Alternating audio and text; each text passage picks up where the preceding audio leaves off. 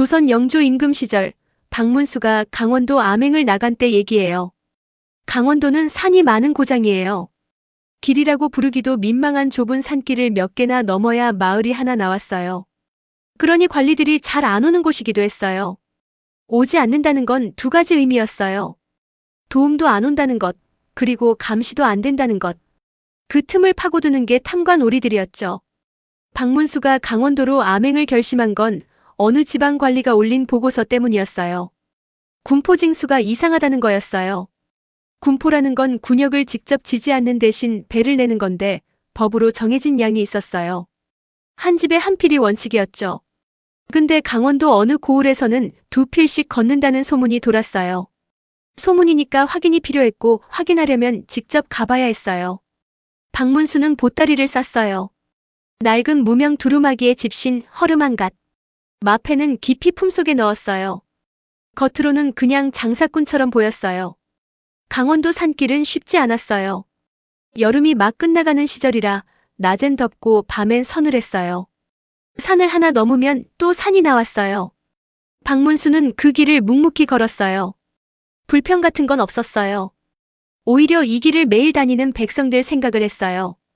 나무를 해서 내려오는 나무꾼들, 장에 내다 팔 물건을 지고 가는 안악대. 이 길이 그들한테는 일상이었으니까요. 며칠을 걸어서 어느 산골 마을에 도착했을 때였어요. 해가 서쪽으로 기울면서 산 그림자가 마을 위로 쏟아지기 시작했어요. 박문수가 마을 어귀 돌담 옆에 앉아서 집신을 고쳐 매려는데 바로 옆집에서 소리가 들려왔어요. 척척척. 배 짜는 소리였어요. 규칙적이고 낮은 소리인데 중간중간 뚝 끊겼어요. 잠깐 멈추다가 다시 시작하고 또 멈추고 뭔가 힘들게 짜고 있다는 게 소리만 들어도 느껴졌어요. 박문수가 일어나서 담 너머를 살짝 봤어요. 마당 안쪽에 작은 방이 있었고 문이 열린 채였어요. 그 안에 할머니 한 분이 배틀 앞에 앉아 계셨어요. 허리가 활처럼 굽으신 분이었는데 손이 실을 더듬더듬 찾고 있었어요. 실이 조금만 엉켜도 한참을 손으로 풀었어요. 눈이 거의 안 보이시는 게 분명했어요. 그런데도 멈추질 않으셨어요. 느리고 힘들어도 계속 짜고 계셨어요. 박문수가 마당 안으로 들어갔어요. 할머니 실례합니다. 할머니가 손을 멈추고 고개를 드셨어요. 박문수 쪽을 보는 것 같은데 정확히 보는 게 아니었어요. 눈이 뿌옇게 흐려 있었어요. 백내장이었어요. 누구요? 지나가는 나그네입니다. 잠깐 쉬어가도 되겠습니까? 할머니가 천천히 고개를 끄덕이셨어요. 박문수가 마루 끝에 걸터 앉아서 할머니를 봤어요. 잠시 침묵이 흘렀어요. 할머니가 다시 배틀로 손을 가져가셨어요. 혼자 계세요? 아들이 있어요. 지금 알아누워 있어서. 많이 아프신가요? 여름부터요. 열이 나는데 약도 변변치 않으니. 말끝이 흐려졌어요. 박문수가 배틀을 봤어요. 짜다만 배가 절반쯤 걸려 있었어요. 그 배를 왜 짜고 계세요? 할머니가 한숨을 쉬셨어요. 군포요. 관아에서 두 필을 내라는데 아들이 못 일어나니 내가 짜야지 어떡해요. 두 필이요? 박문수가 조용히 되물었어요. 사흘 후까지요. 못 내면 잡아간다 하고. 박문수 눈썹이 살짝 좁혀졌어요. 군포 두 필은 법에 없는 거였어요. 원칙은 한 필이었거든요. 누군가 제 배를 불리려고 두 배를 걷고 있는 거였어요. 근데 지금 당장 그게 문제가 아니었어요. 눈 거의 안 보이는 할머니가 사흘 안에 두 필을 혼자 짠다는 게 불가능에 가까웠으니까요. 박문수가 자리에서 일어났어요. 제가 좀 도와드릴게요. 할머니가 깜짝 놀라셨어요. 나그네 양반이 배를 짤 줄 알아요? 어릴 때 어머니 옆에서 배웠습니다. 사실이었어요. 박문수 어머니가 배 짜는 걸 옆에서 보고 자라면서 손이 기억하고 있었어요. 오래된 기억이었지만 몸이 잊지 않았어요. 박문수가 배틀 앞에 앉았어요. 처음엔 좀 서툴렀어요. 손이 감을 찾는데 시간이 좀 걸렸죠. 근데 조금 지나니까 척척척 소리가 고르게 났어요. 할머니가 그 소리를 들으셨어요. 눈은 안 보이셔도 소리는 들리셨잖아요. 고르고 안정적인 배 짜는 소리. 한참을 그냥 앉아서 들으시더니 어느 순간 어깨가 조금씩 흔들리기 시작했어요. 울고 계셨어요. 소리 없이요. 박문수가 모른 척하고 계속 배를 짰어요. 그게 더 나은 것 같았거든요. 위로의 말보다 그냥 척척척 짜는 소리가 더 큰 위로였을 테니까요. 날이 어두워질 때까지 짰어요. 할머니는 옆에서 실을 고르고 정리하는 걸 도우셨어요.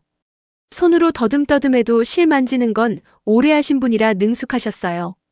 두 사람이 말없이 일했어요. 박문수는 그날 밤 그 마을 주막에서 묵으면서 귀를 열었어요. 마을 사람들 얘기를 들어보니 그림이 그려졌어요. 군포를 두 필씩 걷는 게 이미 3년이 넘었어요. 처음엔 다들 항의를 했는데 항의했다가 오히려 더 불이익을 당한 집이 생기면서 다들 입을 다물어 버렸어요. 원님이 마을 이장과 짜고 징수액을 부풀려서 차액을 나눠 갖는 거였어요. 3년이면 얼마나 많은 집이 그 짐을 진 건지 헤아리기도 어려웠어요. 이튿날 아침 일찍 박문수는 다시 할머니 집에 들렀어요. 밤새 생각한 게 있었어요. 할머니 사흘 안에 두 필 다 못 짜셔도 됩니다. 할머니가 놀라셨어요. 그게 무슨 소리요? 못 내면 아들을 잡아간다는데. 잡아가지 못하게 제가 할게요. 할머니가 한참 박문수 목소리가 나는 쪽을 바라보셨어요. 나그네 양반, 당신 대체 누구요? 박문수가 대답 대신 웃었어요. 그날 오전 관아에서 소리가 터졌어요. 암행어사 출두야. 원님은 아침 밥상을 받던 참이었는데 그 소리에 숟가락을 그대로 던졌대요. 박문수의 조사는 빠르고 정확했어요. 3년치 군포장부를 펼쳐서 법정 징수액과 실제 징수액을 대조했어요. 숫자가 딱 2배였어요. 차액이 어디로 갔는지는 이장집 곳간을 열어보니 바로 나왔어요. 원님은 그 자리에서 파직됐어요. 이장도 포박됐어요. 초과로 걷어간 군포는 돌려주게 했어요. 3년치였으니 적지 않은 양이었어요. 마을 사람들이 통보를 받고 관아 앞마당에 모였는데 처음엔 믿지를 않았어요. 설마 이게 진짜냐고요. 근데 실제로 곡식과 배가 돌아오기 시작하자 여기저기서 울음이 터졌어요. 박문수가 마을을 떠나기 전에 할머니 댁에 마지막으로 들렀어요. 할머니가 배틀 앞에 앉아 계셨어요. 근데 이번엔 짜고 있지 않으셨어요. 그냥 손으로 배틀을 가만히 쓰다듬고 계셨어요. 더 안 짜셔도 됩니다, 할머니. 할머니가 고개를 드셨어요. 알아요. 근데 손이 허전해서. 박문수가 그 말에 잠깐 말문이 막혔어요. 평생 이 배틀 앞에서 사신 분이구나 싶었어요. 짜지 않아도 되는 날이 왔는데 그게 기쁜 건지 허전한 건지 본인도 모르시는 것 같았어요. 나그네 양반, 이름이 뭐예요? 박문수가 웃으면서 대답했어요. 그냥 배 짜는 사람이요. 할머니가 피식 웃으셨어요. 배 짜는 솜씨는 영 서툴던데. 박문수가 소리내서 웃었어요. 오랜만에 크게 웃은 것 같았어요. 그리고 돌아섰어요. 또 다른 마을을 향해서요.